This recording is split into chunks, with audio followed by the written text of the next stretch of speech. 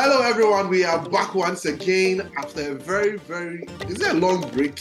It's been 2 weeks since we've been away. We are once again welcome to United and Everything Football. We really missed you. We heard all your messages. We are sorry for going away for that short period. But once again, we are back to serve you all the goodies here on United and Everything Football. Joined here by Kwame Nchukwueze, my co-host, and we are joined again by Sicho Ikadi, our one and only brother, to do the show with us today. Kwame, how are you doing? We are back once again. It's been quite some time away from the podcast. Yeah, I think we all needed a break, didn't we? We needed a break. But it's good to be back. It's good to be back. United seem to be on song, so it's good to be back. We are back. It's good to be back. Sicho, welcome back once again. Your second appearance and more of the appearances to come throughout the season. Sicho will be joining us a lot more on this podcast. Sicho, how have you been? It's been quite some time. Well, I've missed the pod. I've been fine. Yeah. And it's good to have the pod back. So I'm sure the listeners, the viewers will be happy to have the pod back. Yeah. So can't wait to get going. All right. Thank you so much. So we are discussing some very pertinent issues. So while we've been away, a lot has been happening actually. Issues concerning the ownership, what's happening, Sir Jim Ratcliffe. All we are hearing in the news is that everything has been agreed.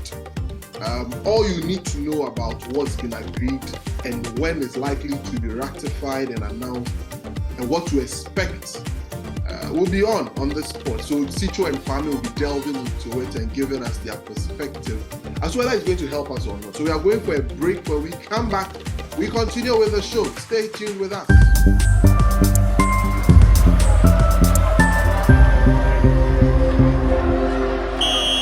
Okay, guys, thank you so much for joining us once again. We are back from our break. So as I was saying, we're going to discuss some very important issue which has to do with the news that's going around that United would be having a minority owner in Sir Jim Ratcliffe. As you know, it's been a year since the Glazers put out a statement stating that they wanted to explore strategic alternatives.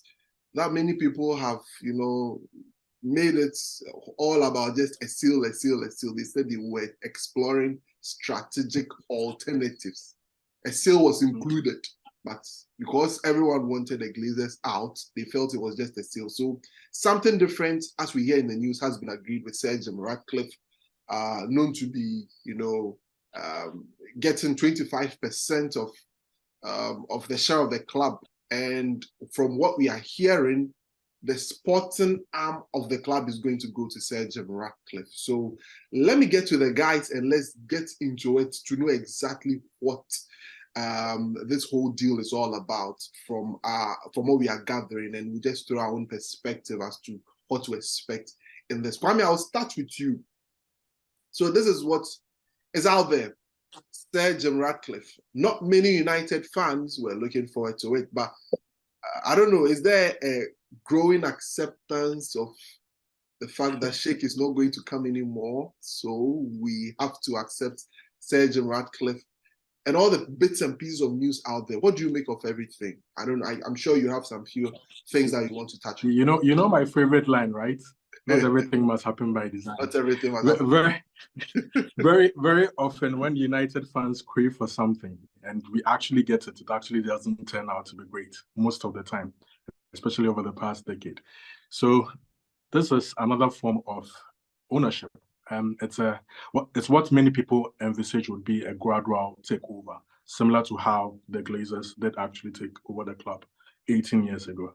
A lot of people have been wondering how much is 25% of the football club for one to be able to, take up a very important arm of the football club, being the sporting side of the football club. But then if you delve deep into economics, into all these details, you'd realize 25% isn't as small as you think. I can quickly go through trying to explain why this is so, not to bore you or to bore anybody. We did put up an explainer on our Twitter handle, My United Ball, probably pin it so that lots of you can read it and then sort of understand it. But it's as simple as this. This club, it's basically has two forms of shares. That's the Class B shares that actually belong to the Glazers, mainly belongs to the Glazers, form 69% of the shares of the football club. And you've got the other 31% being classified as Class A shares that belongs to the minority shareholders of this club. If you actually went onto the New York Stock Exchange looking to buy shares, only the minority shares, that's the Class A shares, will be available to you to buy. The reason why the Glazers actually did this was just to prevent any form of hostile takeover by anybody else. They want to sell when they want to sell. And those shares actually hold 10 times the voting rights of the Class A shares. So they make all the decisions. They are the bosses, right? So what Sir Jimmy Ratcliffe actually done here, what he's done is he's put 1.3 billion pounds on the table, right? It's been split into two. 650 million pounds going for the Class B shares. That's the most important shares of the football club, which belongs to the Glazer family mainly. And the other half being 650 million pounds going to the minority shareholders. This was just done, I agree, so that there will be no lawsuits and whatever that would probably come after and then prolong this whole process. Everybody gets some money and everybody is happy. But then one will say 69% of Class B shares, how much is 25% of that? If you do the math, that's about 17.25%. People should grab their calculators and help me out. 17.25% of the 69% Class B shares now belongs to Sir Jimmy Ratcliffe. That's not small in the sense that individually, Joel Glazer has, as of 2022, just last year, September, he had 19.2% of the 69% of the Class B shares, being the majority shareholder individually. So if you look at how close the numbers are, Sir Jimmy Ratcliffe now has 17.25%, which puts him third in amongst the members of the Glazers family. Darcy is actually second, Darcy Glazer. She is not involved in the running of the football club. So we could say Sir Jimmy Ratcliffe is now number 2 behind our co-executive chairman, Joe Glazer, in terms of who has the most important shares at the football club, being the Class B shares. For the Class A shares, he also has 25% of that. 25% of the 31% of Class A shares, it's 7.75%. If you add the 7.75% of the 31% of Class A shares to the 17.25% of the 69% of the Class B shares, that tallies into 25% in total of all the shares of the football club. So he has a bit of the Class A shares, he has a bit of a huge chunk of the Class B shares. Put them all together, that's 25% of this football club. So then one will ask, how come he can have sporting control? It's that simple.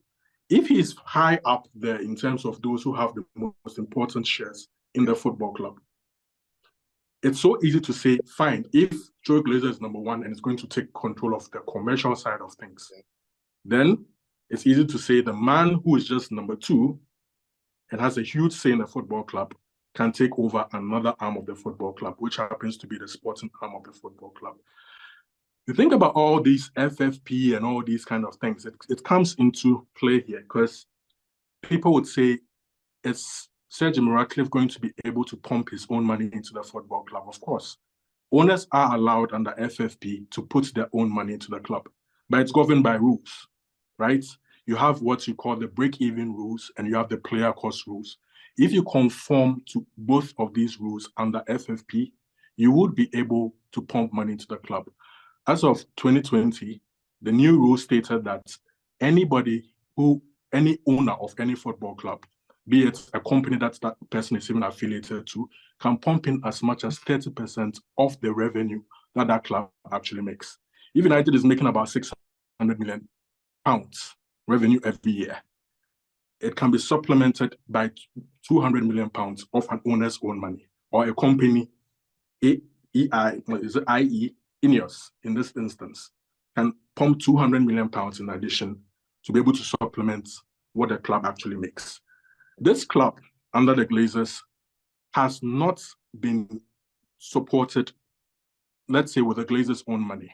What they have done over the past couple of years, instead of putting in 200 million of their own money to sort of supplement what we do make, to be able to go into transfers and what have you, they've been taking money from the Bank of America, and then interest have been added onto the club year in, year out. The debt has been increasing every single time. So if Sir Jim Ratcliffe is now going to come in and pump his own money into the club, it will help us be able to navigate the whole FFP situation a little bit more, because FFP rules are governed over a 3-year period. They look at your revenue. You're not supposed to exceed the expenditure of your revenue. They look at the players that you've bought over the past 3 years and go like, the money you're spending on these players, as well as their transfer fees and then their salaries, are too much, and you probably have to sell certain players to be able to continue to spend more. So we've sort of mismanaged things up until this point. So him coming in would sort of give us a little bit more leeway in how we can manage our affairs, especially around FFP. All right. Okay. So that's a very good explanation, actually. I mean, it throws light into some of the confusion that people have had with respect to what to expect. But I'll get to Sicho right now and get your perspective as to exactly what it means for the club, given all the issues that has come with respect to the ownership of the club. Do you think the injection of this new minority stake by Sir Jim Ratcliffe, changes the fortunes of the club in some way, or brings in some new energy, as many fans are expecting at this point? I think it does. Sorry. Back.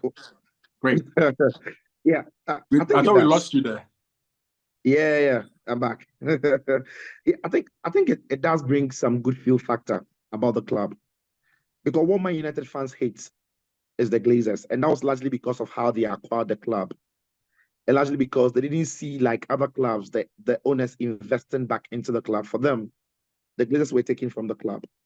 But what this brings to the fore is that you've got Sir Jim Ratcliffe, who's going to be looking like somebody who is going to be leading the front and be trying to invest into the club, and not necessarily taking money out of the club. So one of the things that United fans hate might now be ticked, right, on their list, that we don't want owners who are only taking money from the club. And the other thing too is that the Glazers in the first decade of their reign, were sporting-wise, were great because there was Sir Alex Ferguson. So they won all the trophies they could win. They won the league, they won the cup, they won the Champions League under the Glazers. But in the second decade, which is about 2 years from what would make the second decade, the club has not seen success, and that is post-Ferguson. So when the fans begin to hear that somebody is going to take over the sporting arm of the club, the fans are also going to be breathing a huge sigh of relief and be thinking, no more terrible footballing decisions from the Glazers. And maybe from this point on in, there's going to be a more clarity of thoughts and direction and a proper framework around the club in terms of the sporting wing. Let's not take it from the Glazers. Commercially, they've been a beast of a family for the club, because no football club has the right to generate the amount of revenue that United generates in the last decade, considering the seasons they've had, not competing necessarily for the big honors. But what the Glazers have been able to use the brand Man United to do commercially has been huge. So to also sit back, if you're a United fan, and be thinking that, okay, the Glazers can keep doing what they do best in terms of the commercial aspect of the club and cede the control of the sporting side of the club to Sir Jim Ratcliffe. The other thing that will create doubt is you're not too sure if Sir Jim Ratcliffe would be successful with whatever he's going to try to do, because the only thing you can rely on in terms of football would be what he's doing in France.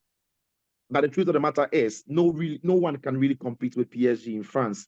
So that would be too much of an ask to say that, because he's not winning the league, he's not doing A, B, C, D, he's not getting into the deep ends of Champions League. That would be very harsh on him. So for United fans, I think this settles a lot of nerves. This actually takes a lot of things on their list that they didn't want the Glazers to handle. And maybe then there can be a fine balance where Sir Jim Ratcliffe is bringing on all his sporting expertise and the Glazers in America focus on, the commercial aspects of the game. And the final thing as well is, when the Glazers were fully in charge, decisions at United took very long, not necessarily because the Glazers didn't want to work, but because of the time difference in between the UK and the USA. When the club has to decide on something in England, the time difference doesn't help. It's either the Glazers are asleep, or in England they are asleep and everybody's out of the office. But if Sir Jim Ratcliffe is going to be handling the sporting side of the club, they are sure that a lot of these deals that take too long before it's done, maybe it's going to be quicker and the method will be better. All right. So you look at the names that are coming up in terms of some of the things that Sir Jim Ratcliffe wants to do. Names such as the CEO, Blanc, Paul Mitchell for sporting director. I hear Michael Edwards have been ruled out from the sporting director role. A lot of people have raised issues about the competence of the people that have been at the helm of affairs since the exits of David Gill and Sir Alex Ferguson. We've had Ed Woodward and his friends from Bristol University who took over at some point. That's Matt Judge and now the outgoing... The cartel. Yes, the cartel from Bristol University that took over, or that held the club, or that held the Glazers acquired the club, who were in charge of a lot of major decisions. Now, you look at some of the things. Danny was here the other time, and there's been a lot of argument about the competence of John Mertog and what he also offers. It's been a lot of people promoting people from within. And the problem is within, the decision making and all of that. But you have people wanting to come in, or Serge Ratcliffe wanting to bring in people with a lot more sporting nerves, to inject some certain decisions. How does this all play? Kwame, let me get to you before I take Sicho's opinion on that, then we shift on to the next thing. Kwame, to you. All right. So, yeah. So, how do I even put this? The thing is, we are venturing into the unknown here, but then we can only go off the fact that we've looked at results over the past 8 years, especially post Sir Alex Ferguson, and things haven't worked. It took the Glazers long enough to be able to set up this structure when Ed Woodward was CEO. It took them long enough. It should have happened way earlier. And when it did happen, like you said, we were promoting people from within. It's almost like as if United was just, as Danny put it the other day, family and friends. They're just sorting themselves rather than hiring the best in class to actually do the job. So what we are hoping for, it's always hope. What we are hoping for is that when Sir Jim Ratcliffe does get this thing confirmed, he brings in the best in class. Fortunately for us, I see the Nice takeover as a blessing in disguise, in the sense that he has taken over a football club in a top European league. He's made all the mistakes, hopefully. And now that he's going to take over a club that he claims to have supported ever since he was born, I don't know whether that is true or it's just jibing us. I think he's ready now, right, to be able to, move us in the right direction, hopefully. I can't stop using the word hope.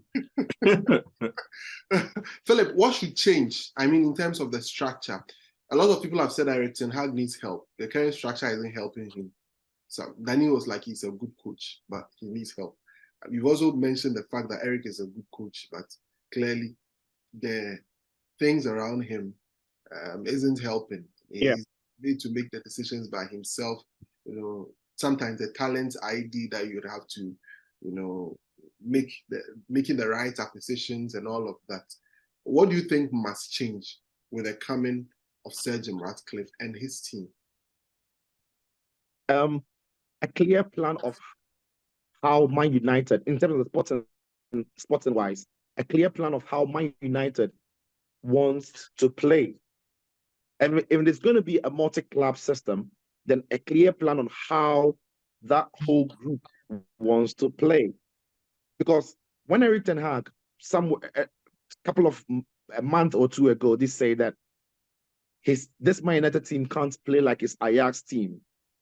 That is when I knew Man United was in a very big mess, because whoever got Eric Ten Hag in that interview room before giving him the job would have been happy to give him the job based on his track record with Ajax, not based on something they had not seen before. Because clearly, what he's doing at United with a group of players is something they've not seen of him at the top flight yet.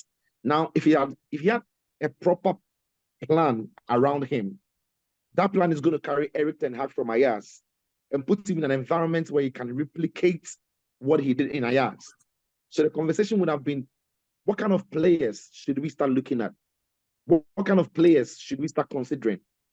So that when Erik ten Hag comes into the club, the options and the profile of players that are going to aid him play the way he played at Ajax will be made available for him. But when you leave the manager, Erik ten Hag, to go out there and find players, he probably wouldn't have the time to go through player A to player D or player F in terms of options.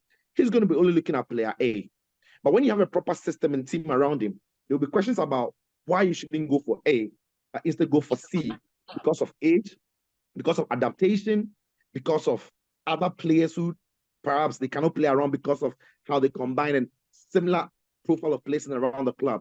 So I think that what has to change for Erik ten Hag to thrive is that he has to now start focusing on coaching and let others do their job of bringing him the materials or scouting around the globe to find the material that suits the United dream. And it doesn't have to be an Erik ten Hag dream, because Ten Hag is here today, he's gone tomorrow. But if there's a clear plan, even if you sack Erik ten Hag and that plan is in motion, you're only going to pick a manager who is cast in the mode of what the dream is. So if the manager comes to the club, there are many players who wouldn't be misfits. There are many players who wouldn't be out of favor. I mean, seeing Erik ten Hag, Maguire is not his kind of defender. This player is not his kind of player. And that is genuine, because you sign those players for a coach like Ole, whose game is very different from Erik ten Hag. So when the team has got a good plan around the coach, when the coach is not there, they'll go out there and find the coach who fits into what the plan was, so that there aren't many misfits from expensive signings and what have you. So I think that should be the thinking around the club. And you have to trickle down to how players are developed in the academy, so that there's smooth transition. If there are going to be sister or brother clubs, there's also a tailored style to them, so they can shuffle players in between and what have you. All right, okay. Kwame, it's hope against hope. Is it going to work? I want to we were ahead of City before Sheikh Mansour came through the door, and then Pep Guardiola eventually came with. Now, I think Chicky Bergerstein and all those people came in, and then Pep Guardiola followed. It's a working system over there now. We're ahead of them. They've overtaken us. Now we have to sort of copy them. There's nothing wrong with them copying them. As to how they actually got there, illegally and all, with all those charges around their legs, that's another subject. We don't want to get into that. To chip that in.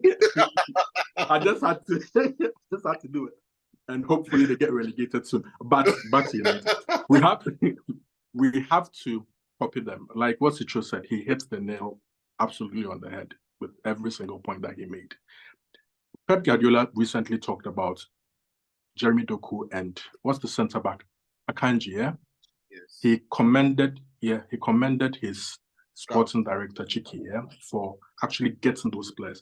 This sort of tells you that he's just profiled the players, and this man has gone out there to look for the players that will suit what the manager wants to play.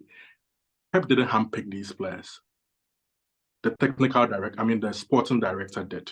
So, and he said after the derby, the reason why things are working for City is simply because he has a CEO who is in sync. He has a sporting director who's in sync with him, and everything just seems to be working that way. We have to copy. Copy. Simple. We just have to copy, get the best in class, to create the sort of environment that our coach Ten Hag had at Ajax. Okay. I always say we just go by the titles, right? He was head coach at Ajax. At United, he got picked up to the manager, so he took up more responsibility. Let's get him back down to being a head coach. He has to coach the team. We have to get people who take the bigger decisions for him. He just has to do his job and coach the team on the football pitch. Okay, all right. Okay, thank you very much, guys. So that's it with Sir Jim Ratcliffe and his his minority stake that is yet to be ratified, but expecting announcements between this week or next week. They keep postponing, but it's out there that it's been done. It just left with an announcement. So we'll be looking at what reforms, what plans that they'll be bringing on board. The guys have shared their thoughts on that. All right, so let's move on to something very interesting.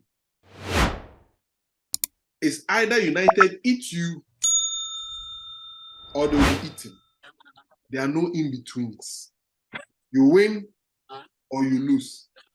Some way, somehow, United has found itself 6 points behind the leaders, Arsenal. I don't know how they got themselves there. I don't know how United got itself there. I mean, the football has been atrocious. I won't lie. I mean, there is no style. It's been just let's play something and let's just get results, because that's what I see at the moment. Sichu, how has United gotten itself in this position? We have about just 7 minutes to end the show. I think it's a combination of things. First off, I think United's fixtures around the time where, and that's one thing about Erik ten Hag's team. That I remember last season when they won the run, they had some very kind fixtures even in the club games, and by hook or crook they won them. So when United were not doing well, and they lost against City in and around those fixtures, but when you look at the team they've beaten in the last 5 of the 6 Premier League games, these are games you expect United to win anyway. How they won them can be up for discussions and what have you, but they still got a job over the line. They still got a job done. Now, the thing about United this season as well is they don't know how to draw games. And you are better off losing 2 games, winning 1, than drawing, the games. Of course, yeah. So that is what Man United have got this season, where in games where it looks like it's headed for a draw, a McTominay is happening. Something weird is happening. They are winning against Fulham. They are winning those games. And they've managed to drag themselves through the poor form in those fixtures that I must say were kind. But what victories does for a team is that it brings a certain level of aura and a certain level of confidence in and around the team. So whereas they've not been great in the way they've executed the victories, they've got those points on the board. And that is why when you look at the table, all of a sudden it's looking like, how is the team not playing well, yet only 6 points off the top? The problem then is, you wonder if the real tests come against Liverpool, against Arsenal, against Chelsea on a good day, against City we saw it, against Spurs we saw it. You were asking yourself if United are able to get past them. But if they keep winning, and through the wins they build momentum and confidence, hopefully at the time those big games come around, the team would have shaped up for better competition against those teams. Kwame, how have United gotten there in your opinion? Spanishness, I have no idea. Ten Hag magic. I tell you, but I just think we've been winning the games that we are supposed to win, and then we've been losing the games that we expect to lose. Basically, that's how we've gotten there. There are no in-betweeners. If you win 25 games in the season and lose 13, that's 75 points. That's the same number of points that we got last season. So we are it seems that by not drawing games and just either winning or losing games, we find ourselves in this position. In as much as the opponents that we faced may be weak on paper, there are times I've watched United over the past 5 years, 5 to 10 years, and when we are in bad form, we lose to everybody. There are games that I've watched this season that in any other season in the past, we would have lost in the form that we are in. So we can't just go like, okay, there were easy fixtures. There are not easy fixtures when it comes to Manchester United in bad form. We have been embarrassed on so many grounds against newly promoted teams in the past, against relegation-threatened teams in the past. A United team that I knew a few years ago would have gone to Everton this weekend and lost. After everything that Everton were going through, being charged up for the game, emotionally, psychologically, everything, I did not see us going into that courtroom and actually getting the results. But then that's been the story for Erik ten Hag last season and this season as well. I mean, in his toughest moments, that's when somehow this team. So when people say he's lost the dressing room, you can't get these results if you've actually lost the dressing room. Doesn't make any sense. It doesn't even make sense when people start writing such stories, because this team is fighting for each other. It's just that there are obviously things that are not working as well as it should. There are players who have lost confidence, especially our forwards, lost confidence, and the injuries thing, we can't overlook it. The reason why we can't overlook it is it's been proven now that when other teams have started suffering from injuries, they can't even get results. Spurs, the best example. They can't win a game to save their lives. They're actually on free fall after almost like the entire starting 11 went out injured. So that sort of confirms, we've been working with one hand basically tied behind our back. If players do return, as we've seen with the likes of Luke Shaw and then Kobe Mainoo, even just the inclusion of those two has sort of reinvigorated us a bit. So hopefully over the course of the winter, we see a few more players return. In January, hopefully Casemiro and Martinez join the party. And then you never know. Last season it's deja vu, It's just like last season. We started off poorly, and then we started grinding out results some way, somehow. We went for the World Cup, and in Christmas, then bang, bang, bang. We won like 10 games, 11, and then that shaped our season. So it's the best. I know we wished we had started better and probably competed for the title. We've left ourselves a lot to do, a lot. Our season may well pan out just as it did last season, and that would probably be the best possible outcome for us. A top 4 place, a run in a cup, and then that's just about it, because we left ourselves so much to do from the very start. I'd take that at this moment. All right. Okay. And a quick one as well. I think one of the factors that has helped United, and if you're United fan, you should be happy, grab it, is that none of those teams above United have shown any level of consistency.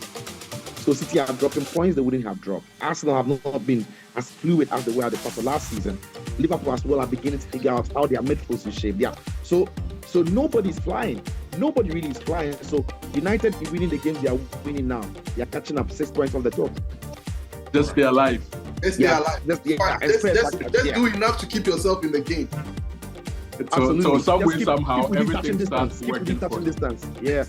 All right. Okay. All right. Thank you so much, guys, and it's been great having you on for this podcast. Kwame, thank you very much, Sicho. And to you who joined and who keep joining, thank you so much. Remember to hit the subscribe button and the notification bell, and also join us every single time. So we bring you something great. We'll be having more guests. Sicho would be joining us a lot more, so that we'll be dissecting all of the issues here on United and everything football. Thank you so much and have a great time.